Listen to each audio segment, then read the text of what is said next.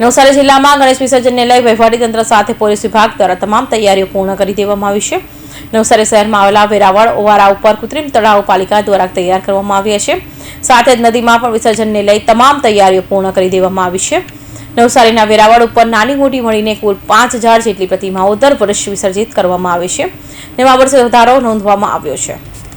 જિલ્લા વહીવટીતંત્રના પ્રાંત અધિકારી સહિત પોલીસ વડા અને ડીવાયસ પી સહિત ગણેશ મંડળના પ્રમુખ વેરાવળ ઉવારા ખાતે સ્થિતિનું નિરીક્ષણ કરવા માટે પહોંચ્યા હતા, જેમાં તેમણે વિસર્જન કઈ રીતે થશે અને કઈ રીતે મંડળો ઉપર પ્રવેશ કરશે તેની તમામ તૈયારીઓ નિરીક્ષણ કર્યું હતું. મોટી મૂર્તિ માટે ડેનની વ્યવસ્થા કરવામાં આવી છે. કોઈપણ અકસ્માતની ઘટના કે કાયદાની વ્યવસ્થા સાથે નિરંતર કરે તે માટે 3 ડીવાયએસપી, 18 પીઆઈ, 40 પીએસઆઈ, 1000 પોલીસ સહિત હોમગાર્ડ જવાન તૈનાત રહેશે.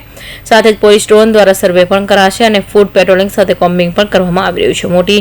મોટી માટે ક્રેનની વ્યવસ્થા કરવામાં આવી છે.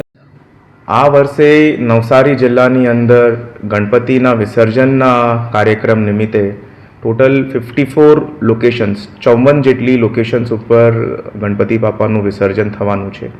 મારા તમામ ભક્તજનોથી અપીલ છે કે એ ડેઝિગ્નેટેડ સ્પોટ ઉપર જ વિસર્જન કરાવે, કેમ કે ત્યાં નાની મોટી સેફટીની સુવિધાઓ મૂકવામાં આવી છે અને તે સેફટીની સુવિધાઓ આ વર્ષે વરસાદના કારણે ખૂબ જ અગત્યની છે.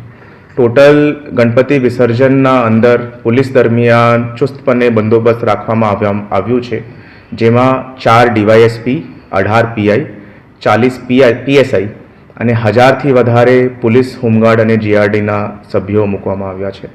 મોટાભાગના મેજર સ્પોટ્સ ઉપર તરવૈયાની પણ સગવડ રાખવામાં આવી છે અને થોડા ઘણા સ્પોટ્સ ઉપર લોકલ એડમિનિસ્ટ્રેશનની મદદના સાથે સ્પીડ બોટ્સ પણ મૂકવામાં આવી છે.